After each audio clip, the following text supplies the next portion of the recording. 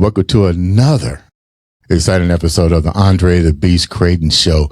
Today is an outstanding show. Let me tell you where we're going with today's show. HBCU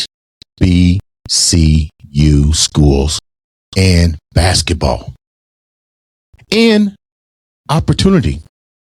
I know we heard about the portals and football, and the way things have changed in college sports is so crazy.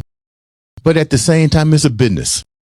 And today on the show, we have a young man from in Atlanta who not only is a collegiate athlete, but decided to take it to a whole different level upon graduation to say, how can we take this to the next level? We see it happening in football. We see a little bit of the change in basketball. But how do we bring this, the HBC, into this platform to allow these kids the same opportunity, even though they're not a IU, they're not a Notre Dame, they're not a U. Let's welcome to the show the one, the only, Mr. Basketball is what I'm going to call himself, Mr. Travis L. Williams. What's up, big dog? Man, appreciate you, brother. Thank you for taking time out your schedule to have me join your outstanding show, man. Looking forward to the conversation today. You know, we're talking HBCU schools. Historically, me, myself, I had a scholarship to Albany State College. You know about the HBC schools. About Albany? Yeah, Albany State, the Golden Rams at one time, and then they switched to something else. But I know the tradition. I know the historical value that goes into these schools, but I also seen these schools become undervalued, especially during the time that I grew up. It was completely undervalued. Nobody paid attention to the athletic skill set of the athlete that came out of these schools, let alone the educational aspect of this. Before we get into your journey and what you have done to amplify your brand, tell the viewers a little bit about who you are. Thank you. Like as I mentioned, thank you for having me on the show. My name is Travis L. Williams. I'm the CEO and founder of HBCU All-Stars. We're a Black-owned sports marketing events and media company located here in Atlanta, Georgia. We believe in ear and order. Exposure, access, recognition, opportunity, resource, and results for our proud, prestigious, and tradition-rich HBCUs, hard-working, talent, ambitious, and very deserving students and student athletes, and some of our most brilliant coaches across the country that don't get the notoriety, that don't get the shine. In other words, we show the world that HBCUs matter on a national and global platform. And truly, truly excited, and thank you for having me on the show. Man, that is a powerful opening. I need to have you do my opening. When we say HBC schools, let's go back with your journey. Tipton, Georgia. Your birthplace, I take it, right? Home sweet home, yes. Okay, check this out. You know we beat you guys repetitively in football. I went to Daugherty High School. You know the name. Come on, man. Come on. Yeah, you heard what you said, football, but not basketball. I'm a basketball guy. So, okay. Yeah, I'm a basketball guy. We had our basketball time at one time, but yeah, when I saw the bio, I was like, okay, we played against him back in the day. So what was it like for you growing up in Tipton? Man, I'm going to be very honest with you, man. It was a very challenging, as you know, South Georgia, very challenging childhood. I lost my mother, Patricia Ann Williams, at the age of 30 when I was only 12 years old. She passed due to lupus complication. Didn't have a father figure in my life, so I was juggled from family to family. And so, experienced tragedy at such an early age. And so, it's very difficult. I had to grow up and man up very early. Me, my brother, and my sisters, moving from family members and family members. But I come from a praying grandmother, Willie Bell Williams, and a praying mother. So they laid that spiritual foundation in me at such an early age. I saw my grandmother reading the Bible every day. I saw my mother reading the Bible every day. So I knew that I was grounded in spirituality and faith. And then as you know, Tipton, growing up in South Georgia, and I was able to use sports, the basketball, to stay away from trouble, to stay off the streets. The courts was like my safe space, my haven. I used to follow my cousin Steve, who was playing high school ball at that time, very good. I followed him around, just wanted to hang out with him because he was playing basketball. I always loved basketball. And then I went to high school, and I met my high school coach, Tommy Blackshear, there. And my assistant coach, his assistant coach at the time, Eric Willis. And I remember it like yesterday. Coach asked me, said, "What do you want to do with yourself?" And the first thing I said to him, brother, I said, "Coach, I'm going to the military." He was like, "Military?" He said, "You ever thought about college?" I said, "Coach, me going to college?" And so for me, I was never exposed to college. No one in my family attended college. So, you never hear those college conversations. You see the commercials or the recruiters coming to our schools and things like that. And, I remember watching Boys in the Hood, and I always think about that when he was saying he wanted to pass with that scholarship and go to college, go to the military. And so that was kind of my mindset because I wasn't exposed to it. If no one in your family is around and having those conversations, that's just let you know the socioeconomic background that I come from. Wow. And so my coach said, "No, you're going to college."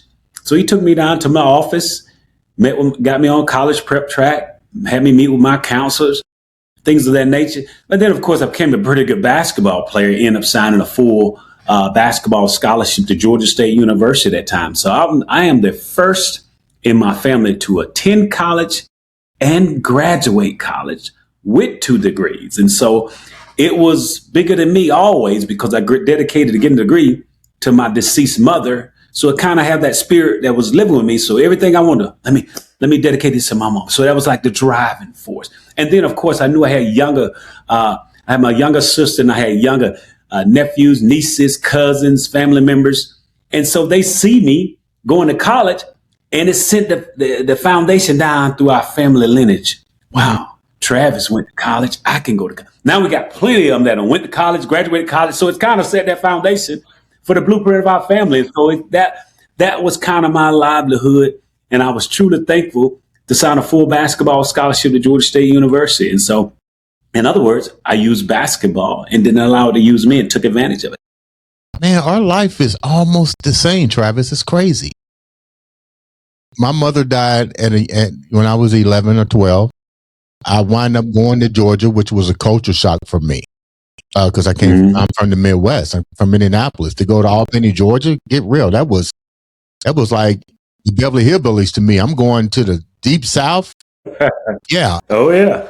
And I can say I was angry. I was angry because my mom had passed, and I was angry because I'm in a whole different environment. And you're right. You're 100% right. I remember the counselors didn't invest anything in the student if you wasn't an athlete. And I had to decide, okay, where am I going to go here? And I wound up getting a track scholarship to several college offers, but Coach Cross was like, you need to come to Albany State because the best distant runner was Keith Kinney. The second best distant runner was Jim Spivey out of IU. Well, I'm already running against Keith Kinney and coming in second. So it was kind of like a no-brainer, but I get it. The only choice that they offered was the military.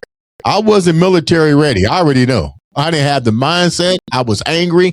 It wasn't going to happen, but I understand leading that, setting the foundation and so forth. When you came out and you saw the impact that you had on your family, what made you decide to get into really a full all-out assault investment into HBC schools? Was it because you were seeing different things in the NBA and the ABA and so forth that just wasn't resonating to your to the HBC schools? What was that like?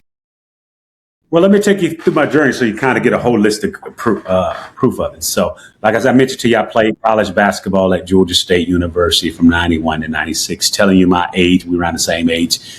And then I'm going to raise my hand. I wasn't good enough to go play professionally, so I'm going to admit that.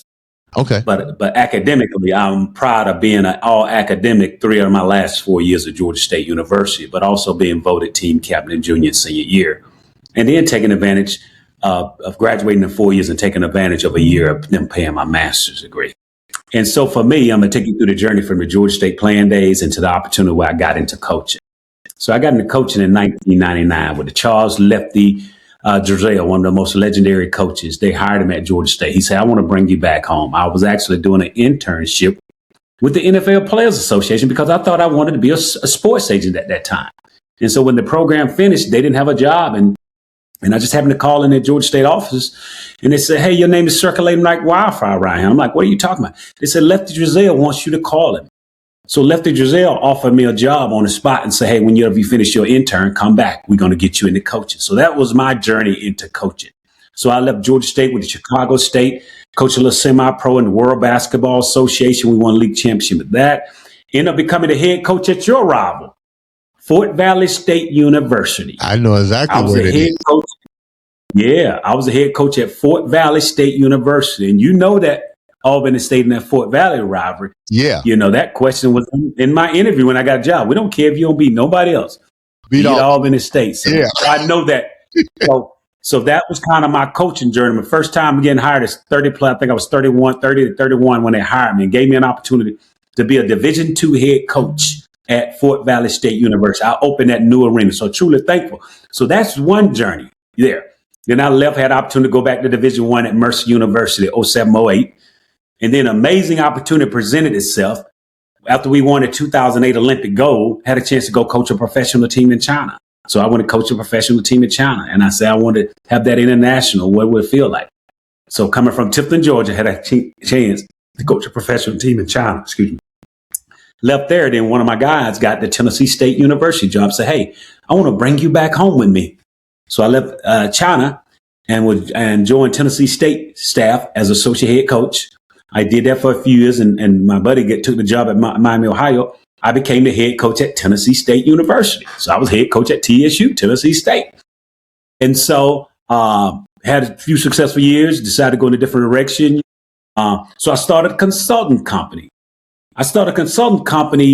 in August 1st, 2016, because as you and I know, the NCAA changed a number of rules, regulation, academic requirements, and all of things of that nature.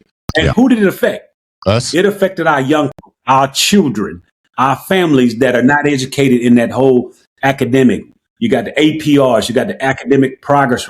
We got some HBCUs, a limited resource that would affect us. So I knew God said, hey, if you ever get out of coaching, this is what you want. We need to pour into our folks, pour into our family. I had so many countless stories where parents, when I was a head coach, would come in my office and say, hey, coach, my son wants to play for you. And I used to ask them a question. Has he taken the SAT? No. Has he registered with the NCAA clearinghouse? No.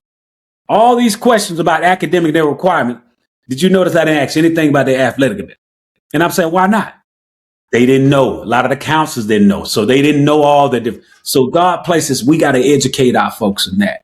You know what I'm saying? And so I ended up moving back to Atlanta in 2016. And I get back to Atlanta because I wanted to focus on the consultant. And they convinced me to coach high school basketball. So I ended up being a high school basketball coach here at Maynard Jackson High School here in Atlanta for 2 years. And then Ron Hunter said, I wanted to bring you back home to Georgia State. He was a head coach at Georgia State. Now he's at Tulane. So I want to bring you back home. So I was at Georgia State 2018-19. We won a tournament, conference tournament, Summit Championship. We went to the NCAA tournament, did all these great things. Ron takes the job and goes to Tulane. My wife said, I'm not moving to New Orleans. You can go pursue your goals, dreams, and aspirations. So, but for me, I wasn't chasing them. I wasn't chasing them. And then to answer your question, in October 2019, God placed amazing vision in my spirit. Said, don't worry about coaching. What you getting ready to do is change the trajectory of our historically black college and universities during college basketball biggest weekend ever. The Final Four has been around 40 plus years. Our four premier black college conferences, the MEAC, SWAC, CIAA, SIAC, and our independent schools, Tennessee State, Hampton, North Carolina, A&T. Mm-hmm. As you know, when the NCAA tournament happens, when they announce those top 68 teams on that Sunday, March the 15th, our MEAC or our SWAC team, what's normally happen? They get a playing game, or they get a number 16 seed. And then they go play the number one team in the country. And then you don't hear from our historical black college anymore after they lose in that first round during the March Madness tournament, which all eyes are on college basketball then. Yeah. That narrative has changed since God placed that vision in my spirit. Wow. We are able to bring in 2 months amazing HBCU all-star game experience to show the world HBCUs matter. For the game, we represent 48 HBCUs. But for the culture, we represent all 100 plus HBCUs from our Division I, Division II, our NAIAs, because it's all love to show the world every HBCUs matter. And this is a sacred space that we in, mm-hmm. So that's kind of put in perspective how we got. How difficult has that journey been so far? You've been in Texas. You've already launched the event that's been going on for a while now. But how difficult was that to be accepted? And let me just go deeper here, because you touched on something that people need to really realize.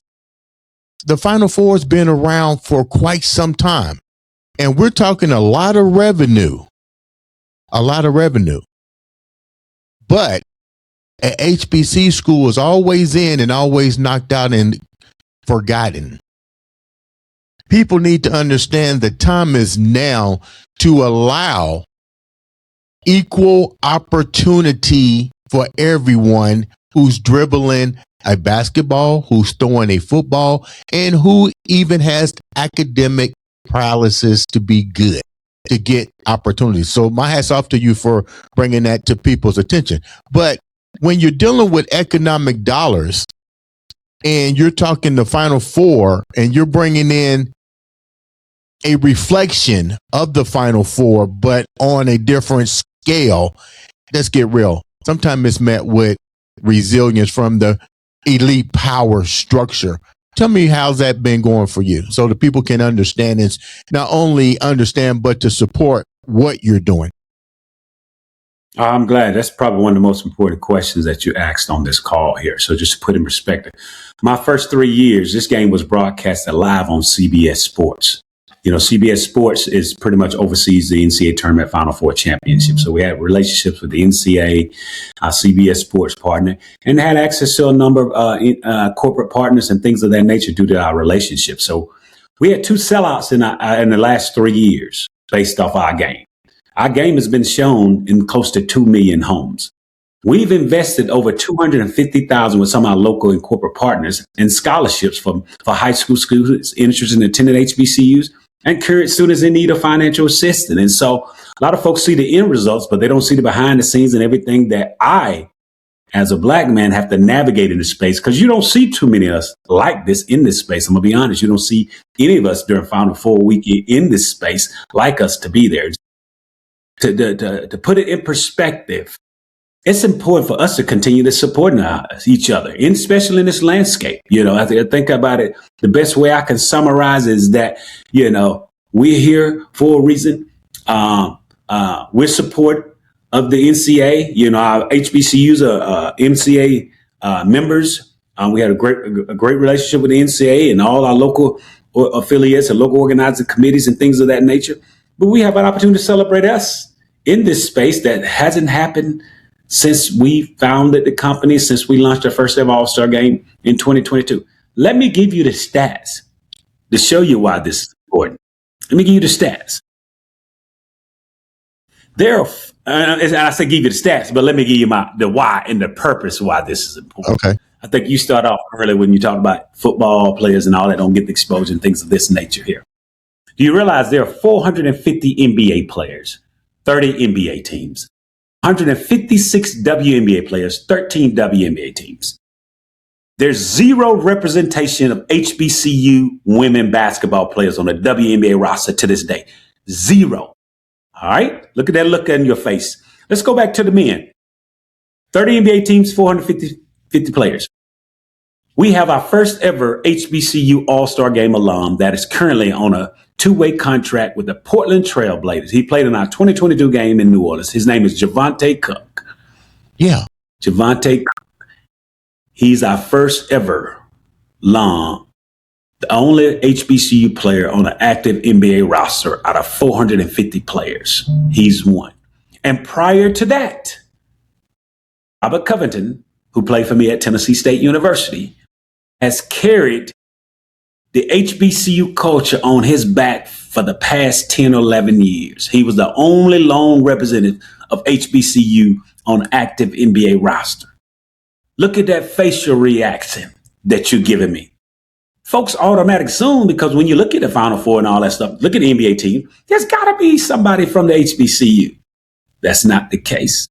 That's why God placed the vision to get out here and advocate, provide access and exposure for us.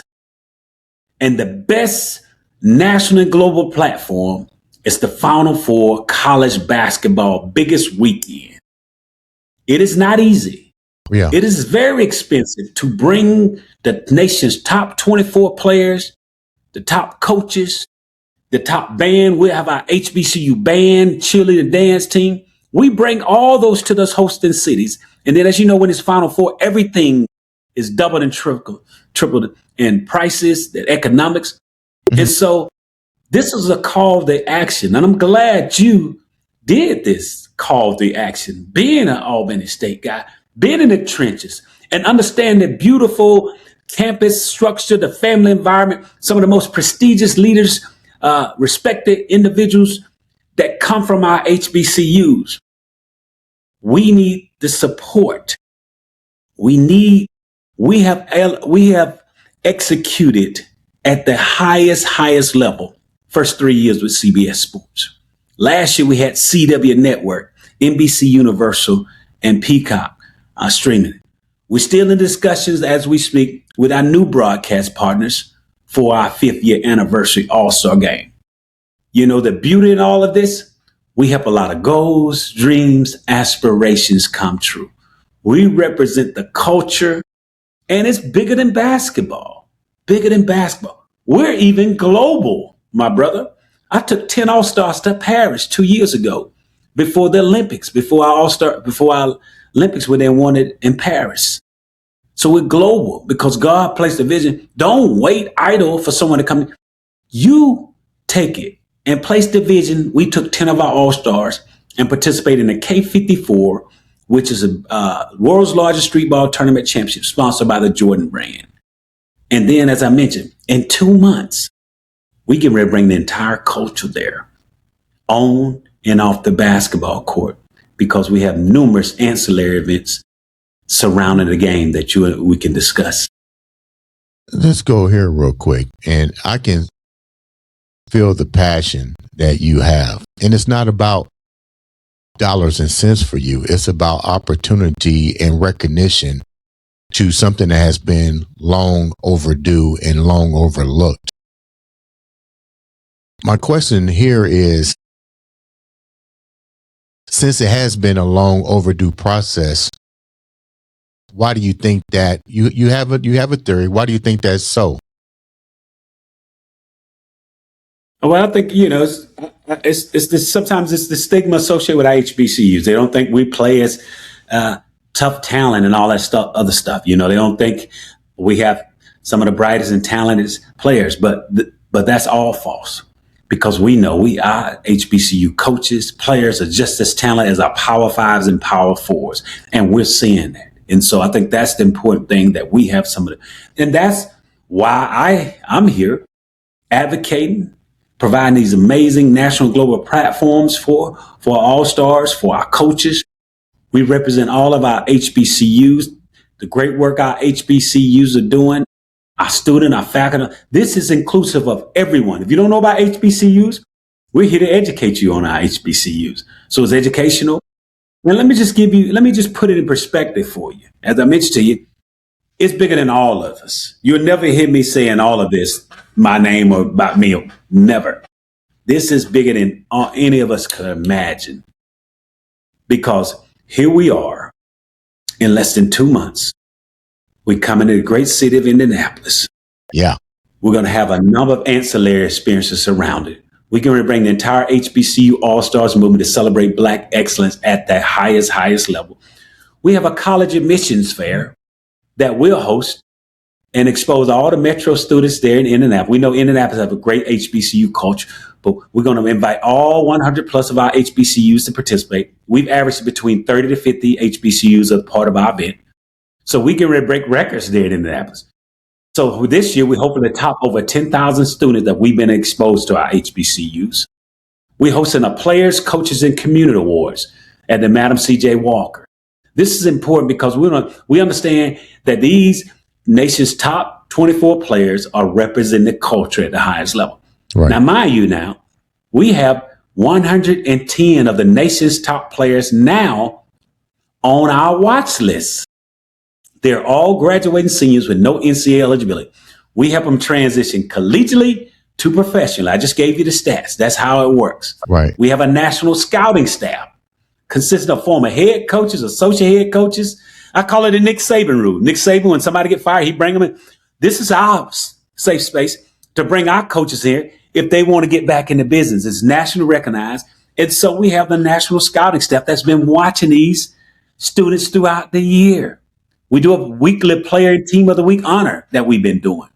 And so we follow these young men and we're going to name the top 24 players. That's a part of what we do. So we get back to our community leaders there. If you're about service, humanity, and making an impact there in the Indianapolis community, we're going to show you some love and bless you during our awards because we think that's important. We got a social justice and civil rights panel discussion. Why is that important? Because you see the landscape that is going on across the country. Right. We had Ben Crump, Jesse Jackson, all our social justice leaders, NAACP, Black Voters Matter, Transformative Justice Coalition. Everybody knows about this movement. And social justice is a big part of what we do. And it's also a big part of these young men to be and educate them on using their voices and platform. We partner with some of our community leaders. And Kofa School of Success there. We call it Friday Fun Day. So we're going to go in and bless that community on the east side, right across from Eastern Star Church, and bless the community and have a big block party, invite the whole city out and celebrate these young folk, bounce houses, food trucks, healthcare screening. We're going to go in and do our legacy court, renovate the court and beautify that area. Easter egg hunt, Easter egg hunt. Our give back is important. And then the Windsor Village Park, which is one block or 2 blocks down the street. There are food desert at that location. We're going to go and partner and help support their food pantry. These are initiatives that's very, very important to us. And as I mentioned to you, our Black Business Expo, being able to bring our Black and brown businesses, individuals like you in this space and help amplify their brands, being a part of the movement here. That's important, and then I'd say this is a God-driven vision. We're going to partner with some of our most esteemed pastors and our pastor's prayer circle and let them cover our all-stars, which that we know is important because we understand those young men and coaches are carrying the mantle. And everybody, every young boy, young girl, they seeing our HBCUs on this level. And we want to make sure that we are covered. Our band, we're going to have our band, our cheerleaders, our dance team, Divine Nine, Greek Stroller. This is a total team effort. Grassroots. This sounds like a movement, Travis. It's a major alignment. Period. A universal alignment. Let me ask a question here. A 2-part question. Why Indianapolis? Why the different cities that you choose to bring the event to? Because I believe there's always an alignment for that. And then my next question, we talked about the men. Let's talk about the women and how this can impact and strengthen our women as well. Well, to answer your question, we hosted wherever the Final Four go. That's the historic significance of it.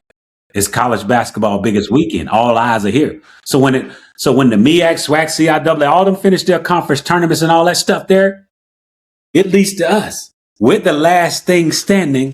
That's why it's significant. We can always do All-Star game in Atlanta, but this is the most impactful moment because we know everybody going to be locked into the Final Four and everything that goes on. And everybody going to be locked into what we do as well. And to answer your question about the women, we hosted our first ever women All-Star game in San Antonio. Yeah, so we hosted the first ever epic doubleheader in San Antonio. And both of those games went down to the wire. One reason we didn't do our women game, and we understand the importance of women's sports. My daughter plays basketball. I love women's sports. My daughter plays. But we understood it's Easter weekend also. Right. And we also understand that they're bringing everything. You got the Division I, Division II, Division III, and the NIT championship. All of them will be in Indianapolis. And so we didn't want to take away any of this. And then it's Easter. We can't take away because you know how one thing I know about us on Easter, we're big in our faith. We're big in God. We're going to spend that time with our family. So when everybody go to church that Sunday, April 5th, go to church. They're going to come out to Table Coliseum, Indiana State Fairground, and we're going to have a celebration from that 1 to 5 o'clock, where we're going to open the gates at 12. So roughly about 12 to 5, all eyes going to be on it. That's where we're going to gather after church. That's where we're going to have fun. That's where you're going to have everything that's going on. Pre-game fan fest, the band, live music, DJs.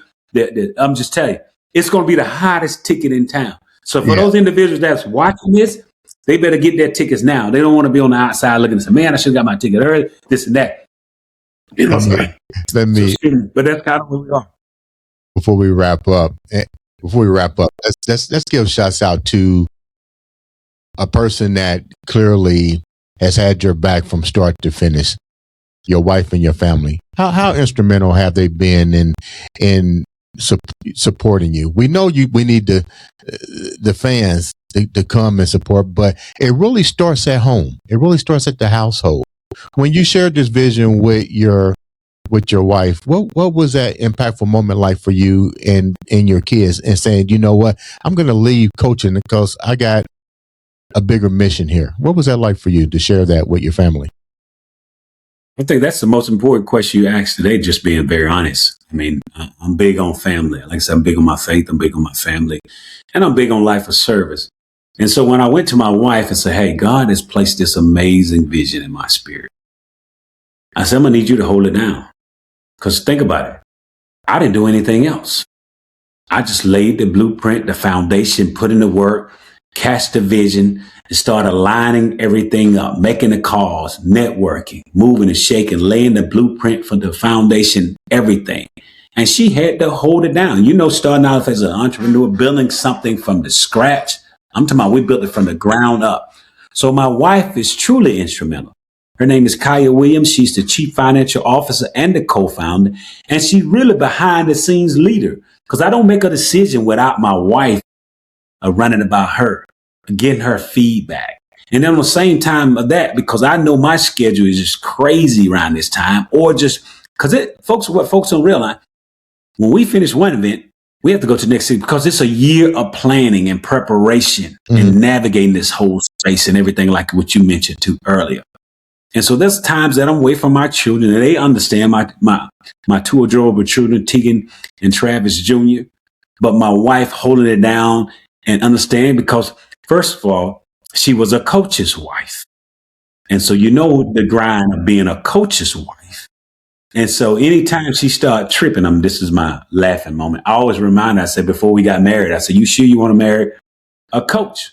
Because of how we moved, hired and fired and all that stuff, moved 9 times in 17 years. And she remembered that. And so we're 18 years in, my brother.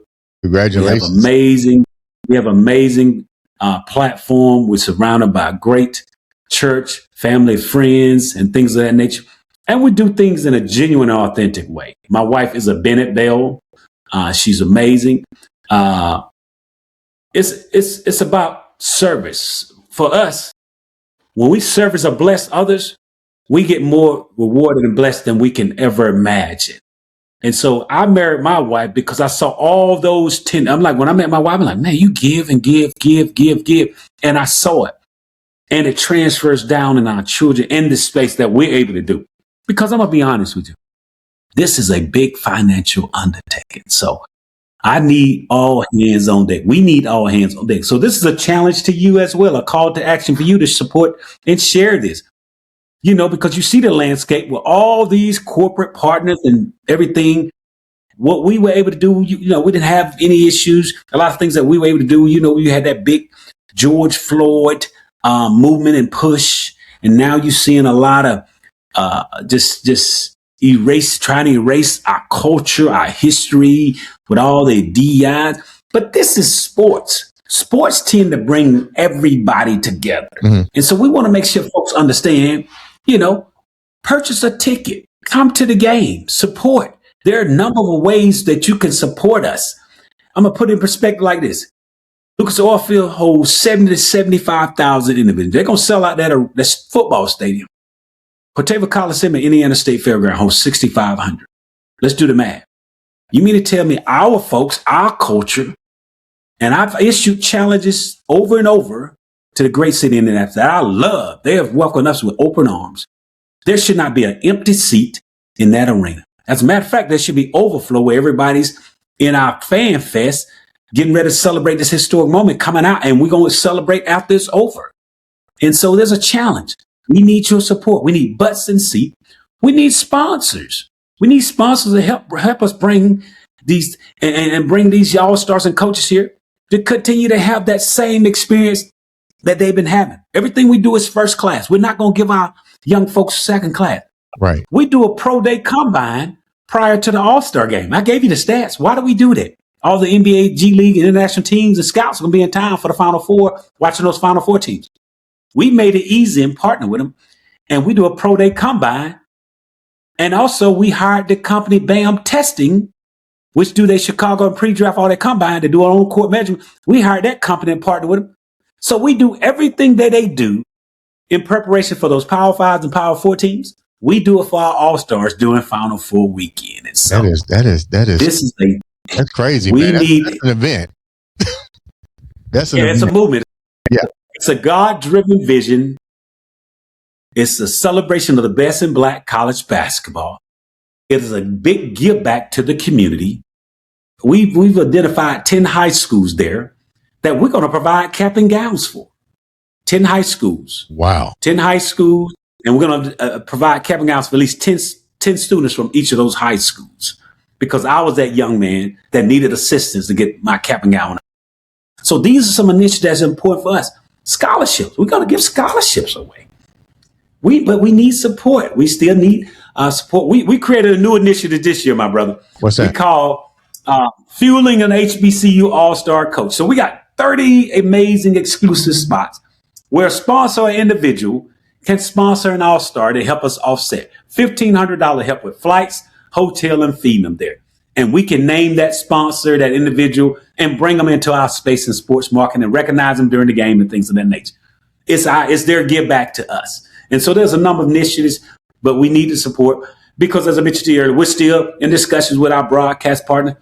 We want to make sure our All-Stars are showcased on the national global platform continues. It's been 4 years, consecutive years, and we're going to do that as well. So put in perspective, we need the support. And for more information, they can go to HBCUallstargame.com. That's what I was They can follow me at CEO. Yeah. I'm following your lead, man. So Travis, whatever it takes. Yeah. Once again, how can they reach out to you to be a sponsor, to know more about what you plan to bring to Indianapolis and future stuff? How can they reach you on the websites or phone number or something? Give them contact information. Thank you. I appreciate you. Well, first of all, you can follow us on our website, HBCUallstargame.com. HBCUallstargame.com, HBCUallstarsLLC.com. That's it, my business website. But also you can follow on Instagram at CEO HBCU All-Stars, at HBCU All-Star Game, at HBCU All-Stars LLC. And that'll keep you updated with accurate information for us ticket purchasing, volunteers, internship opportunities.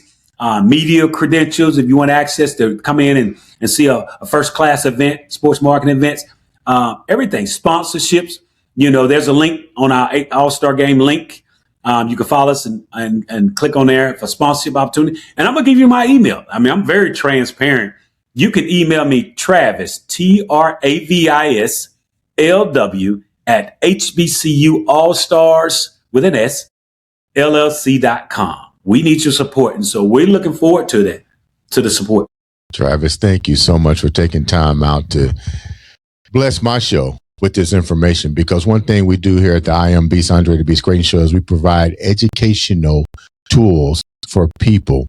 And you definitely have not only given them educational tools, but you're giving them inspiration and hope. What I also like to add to that, too, for the viewers that are listening, this isn't just because it says HBC schools does not mean that people from other ethnic groups cannot attend and learn. I think we become stronger when we learn to embrace every culture. And this is a platform that's not only showcasing HBC schools, but really showcasing culture from all areas to come and be a part of. Did I get that right, Travis? Hey, I appreciate you, brother. That's why you call Andre the Beast, baby. You got it right, man. It's inclusive of everybody, everyone. If you're a basketball fan, you need to be here on that Sunday, April 5th at Corteva Coliseum, located at Indiana State Fairground. Come out and celebrate us. It's Easter Sunday. We're going to celebrate all of us that Easter Sunday. Travis, thank you so much for taking time out to come on the show. We definitely going to have you come back. And I know the I Am Beast Network and I Am Beast radio station will be a part of this event. You guys, make sure you get your tickets. Contact Travis if you want to volunteer. If you want to be part of this extravaganza here at the greatest city in the world, Indianapolis, Indiana. This has been another, and I do mean another, exciting episode of the Andre the Beast Creighton Show.